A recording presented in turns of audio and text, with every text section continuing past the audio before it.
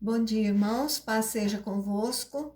Vamos à nossa 122ª aula da nossa Escola Bíblica Online.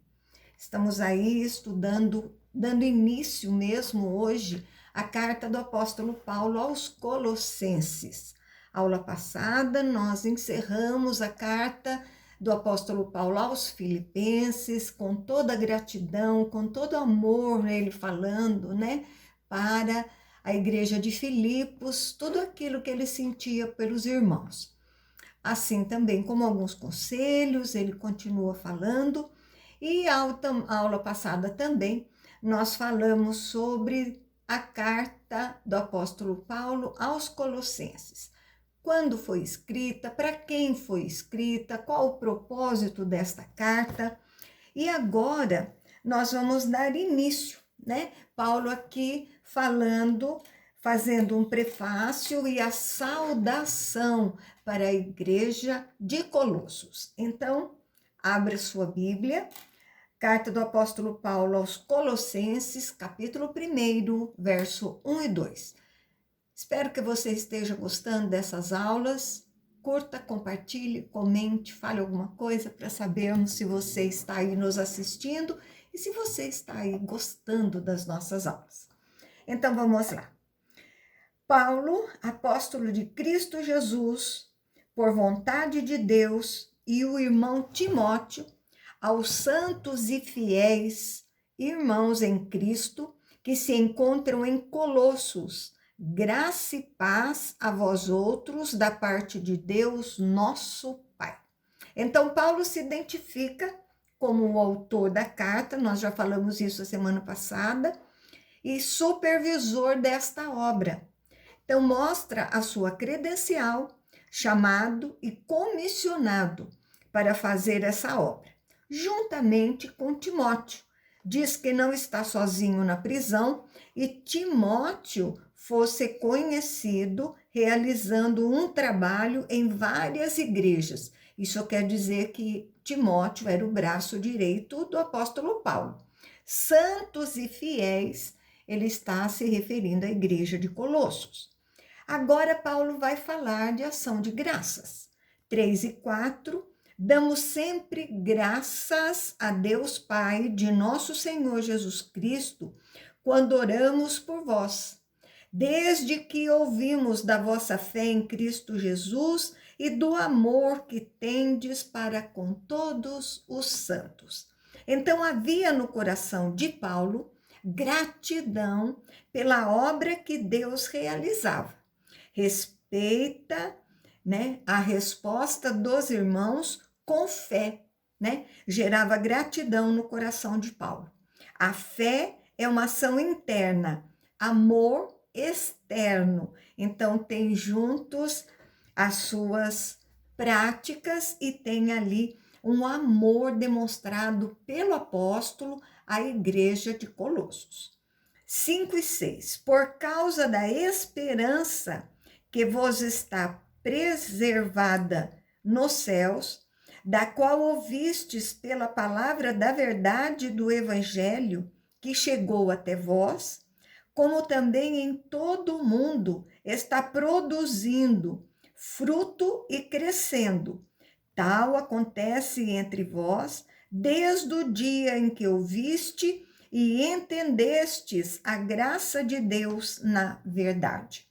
Então, Paulo trabalha o ensino dos falsos mestres, os falsos ensinos não destruirão a esperança que vem do verdadeiro evangelho, que protege nosso coração, mente, a esperança da salvação, a esperança da vida eterna. Então, o evangelho pregado no meio deles os preserva, né? Paulo informa que o evangelho verdadeiro cresce, produzindo frutos, ganhando almas em todo o mundo. Paulo coloca o evangelho superior às filosofias para tomarem cuidado com o tipo de ensino que eles estavam ouvindo. Isso quer dizer que os falsos mestres continuavam por lá. Versos 7 e 8, segundo fostes instruídos por Epáfras, nosso amado conservo, e quanto a vós outros, fiel ministro de Cristo, o qual também nos relatou do vosso amor no Espírito.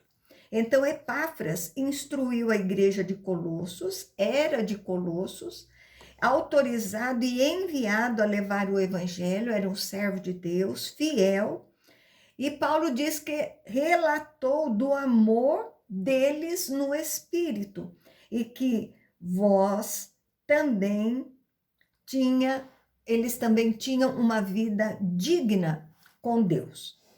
Paulo agora ora pelos colossenses.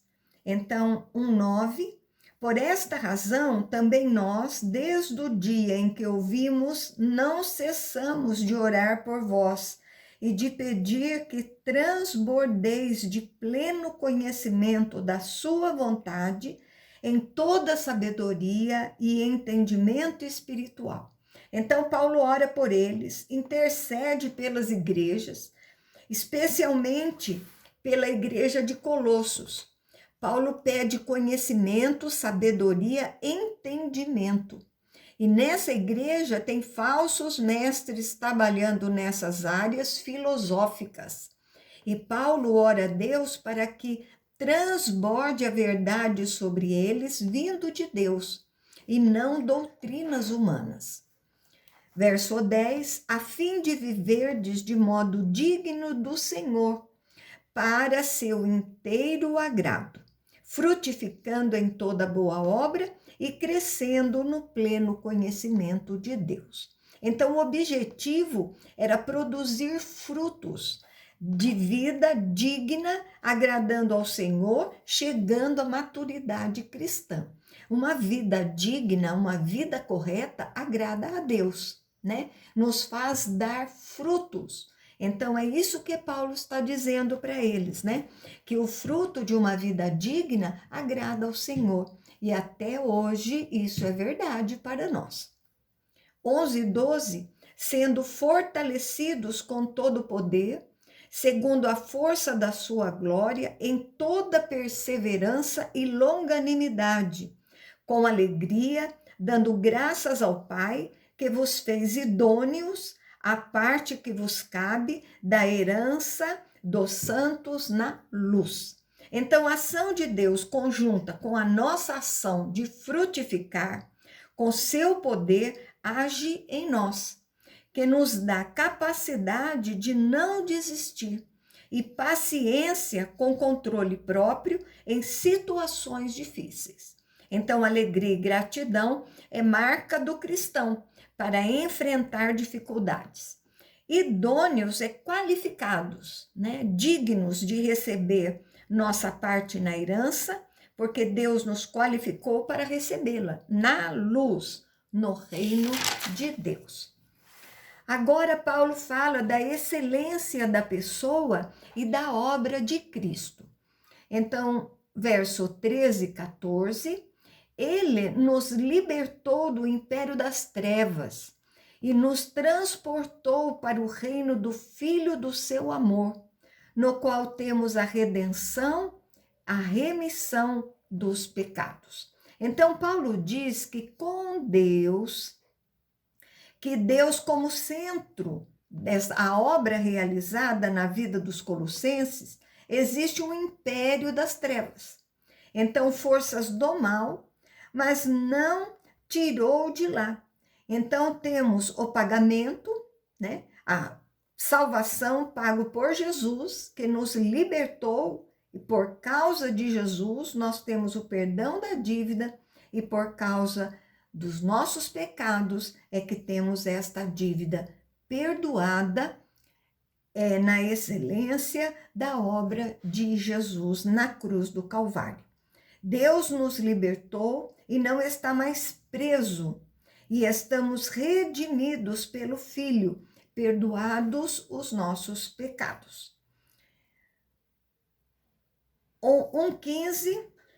15, 16, esta é a imagem do Deus invisível, o primogênito de toda a criação, Pois nele foram criadas todas as coisas nos céus e sobre a terra, as visíveis e invisíveis, sejam tronos, sejam soberanias, quer principados, quer potestades. Tudo foi criado por meio dele e para ele. Então, ele está se referindo a Jesus, né? O reino do Filho, o primogênito. Algumas doutrinas dizem que Jesus não é Deus, porque foi a primeira criação de Deus, né? O primogênito. E o contexto nos explica que isso não é verdade. Esta posição nos mostra que Jesus está na condição de grandeza, primazia, primeiro, e não que foi criado primeiro. Em Cristo foram criadas todas as coisas. Então, Paulo linka aqui a participação de Cristo em todas as coisas. Paulo situa Cristo acima de todas as coisas. Alguns colocavam os cosmos acima de Deus e outras coisas também. E foram todas as coisas criadas por ele e para ele. Então, Cristo está acima de tudo e de todos. Então, aqui Paulo tira toda e qualquer dúvida a respeito de Jesus, né? Da sua divindade. 17, 18, ele é antes de todas as coisas, nele tudo subsiste. Ele é a cabeça do corpo da igreja. Ele é o princípio, o primogênito de entre os mortos, para em todas as coisas ter a primazia. Então, subsiste, quer dizer, sustenta todas as coisas. Jesus é Deus. Jesus é o que domina sobre a sua igreja, né? O princípio. Jesus abriu o caminho para a salvação, venceu a morte, né? Uma clara demonstração da obra de Cristo em nossa vida, para elevar o seu nome sobre todo nome. Então, uma obra perfeita. Não tem espaço para você colocar outra coisa na sua vida senão a Cristo para que você seja salvo. 21 e 22, e a vós outros também que outrora éreis estranhos e inimigos do entendimento, pelas vossas obras malignas, agora, porém, vos reconciliou no corpo da sua carne, mediante a sua morte, para apresentar-vos perante ele santos, inculpáveis e irrepreensíveis. Então, salvação é individual.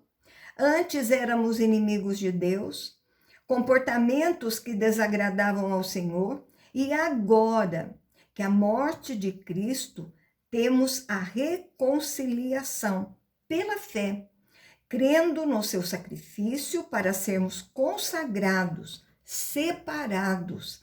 A culpa foi retirada por causa de Cristo e dispostos a permanecermos santos.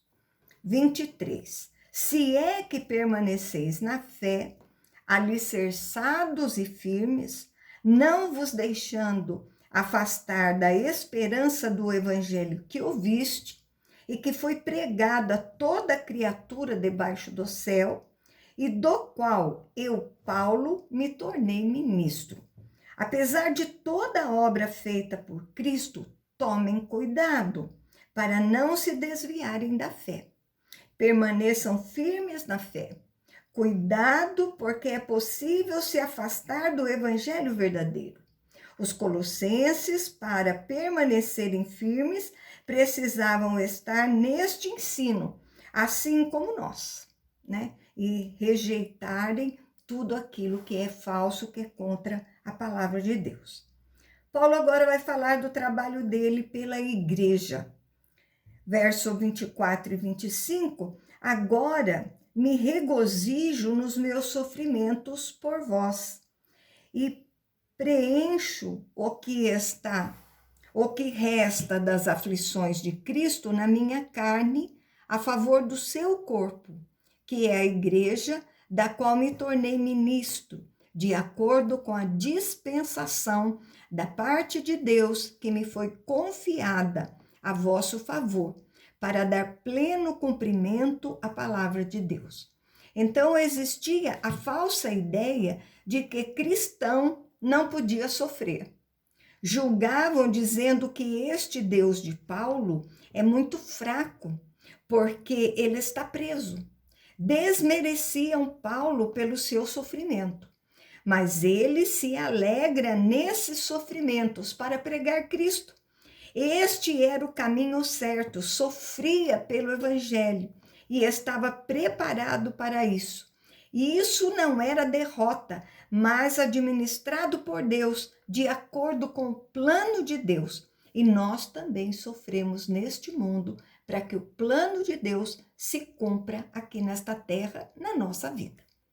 26 e 27. O mistério que estiver oculto dos séculos e das gerações, agora todavia se manifestou aos seus santos, aos quais Deus quis dar a conhecer qual seja a riqueza da glória desse ministério entre os gentios, isto é, Cristo em vós, a esperança da glória.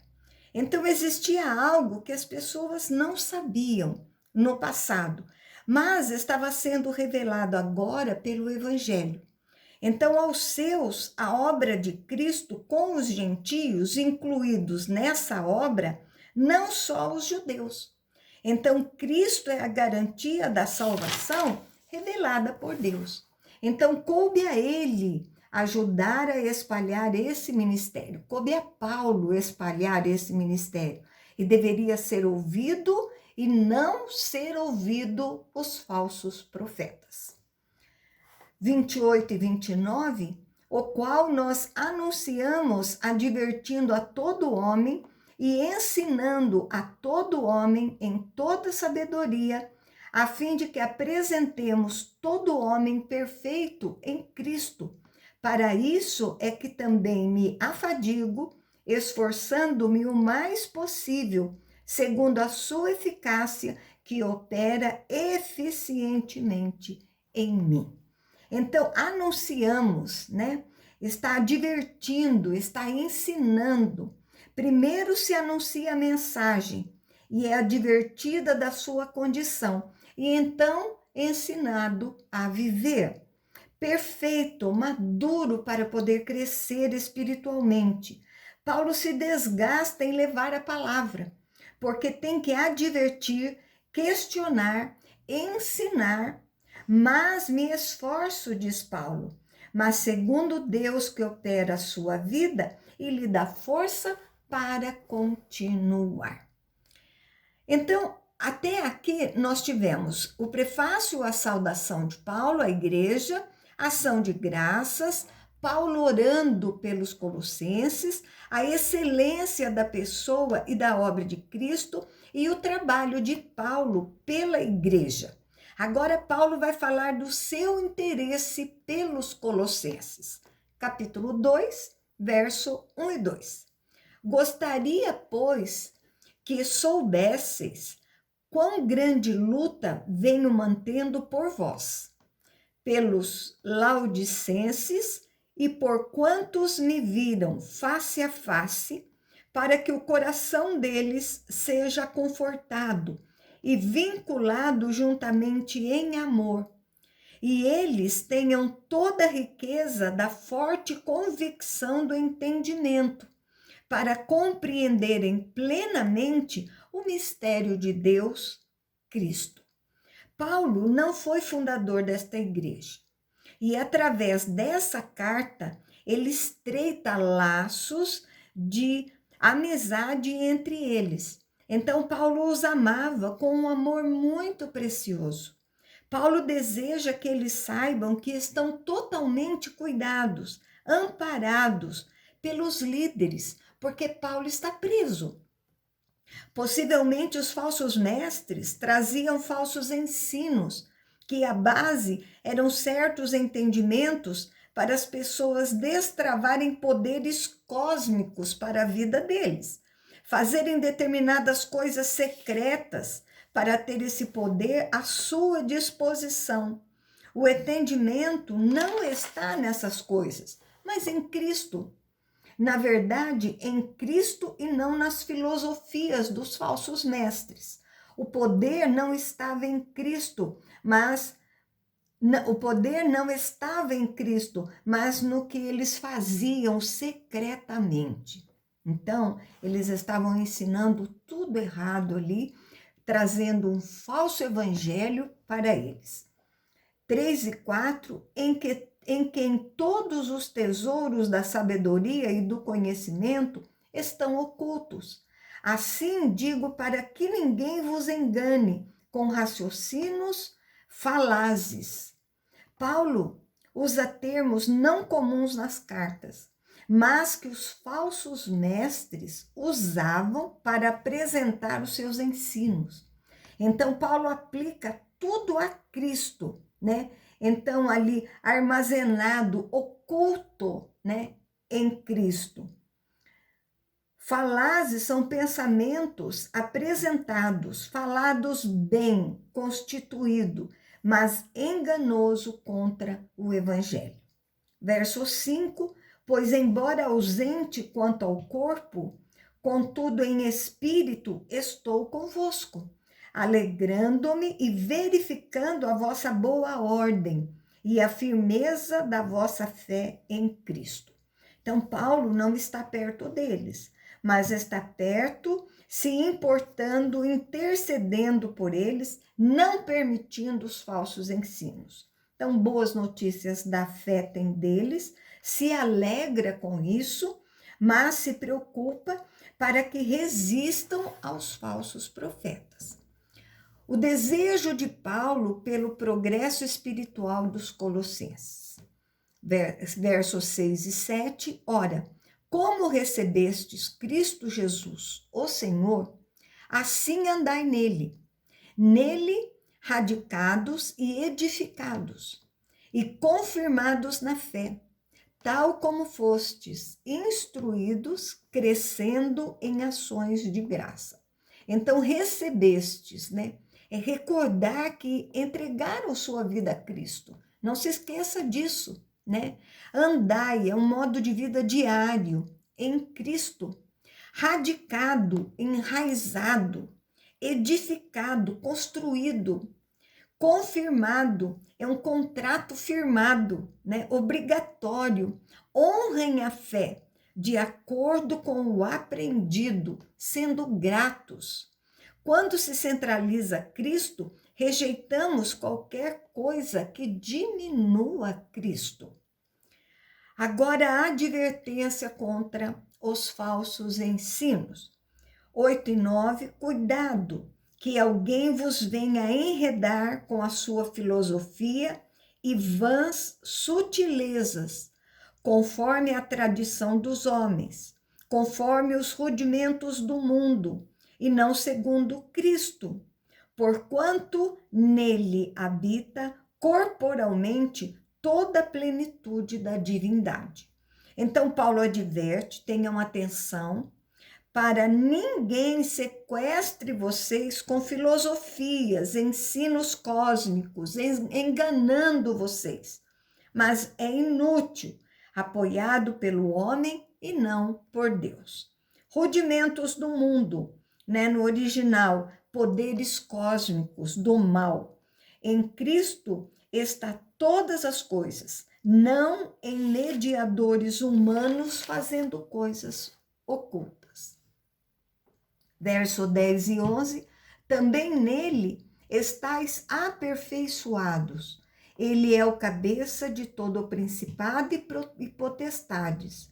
Nele também fostes circuncidados, não por intermédio de mãos, mas nos despojamento do corpo, da carne, que é a circuncisão de Cristo.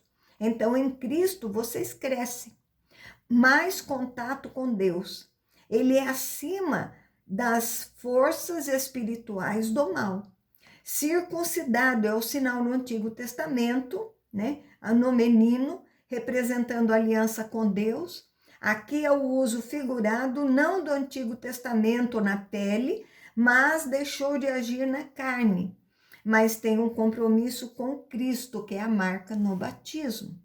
Verso 12: tendo sido sepultados juntamente com ele no batismo, no qual igualmente fostes ressuscitados mediante a fé no poder de Deus, que o ressuscitou dentre os mortos. Então mostra, assim como Cristo morreu, os colossenses morreram. Quando foram batizados, né, nas águas, o batismo do arrependimento, a morte de Cristo foi para perdoar os nossos pecados e no batismo recebemos a nova vida conquistada por Jesus. Então sepulta o velho homem carnal, que em Cristo somos ressuscitados mediante a fé realizada por Deus. Então Paulo os lembra dos ensinos e que precisam ser lembrados para o fortalecimento deles. Verso 13: e a vós outros que estáveis mortos pelas vossas transgressões e pela incircuncisão da vossa carne, vos deu vida juntamente com ele, perdoando todos os nossos delitos. Paulo mostra a realidade deles. Antes de crerem em Cristo, não tinham o sinal de povo de Deus, além de estarem mortos e perdidos.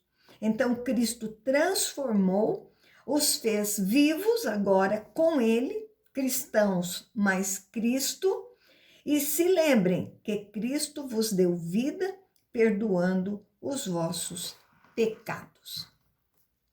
Tendo cancelado o escrito de dívida que era contra nós e que constava de ordenanças, o qual nos era prejudicial, removeu-o inteiramente, escravando-o na cruz e despojando os principados e as potestades, publicamente os expôs ao desprezo, triunfando dele na cruz.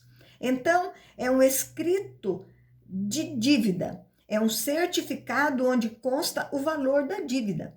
Cristo cancelou esse escrito contra nós e trazia a condenação, mas Jesus cancelou isso com o sacrifício de Cristo na cruz. Foi a sua obra suficiente para nos restaurar pela fé. É a base. O sacrifício foi eficaz, pleno, ele venceu o poder do mal, da acusação, e não foi secreta, foi pública. Todos viram. A cruz foi a vitória. Amém? Nós vamos encerrar a nossa aula por aqui. Próxima aula aí damos continuidade. Então, que você tenha gostado, curta, comente, compartilhe. Tenha aí um excelente domingo juntamente com a sua família, na presença de Jesus. E até a próxima aula, se assim Deus permitir. E um beijo grande no seu coração.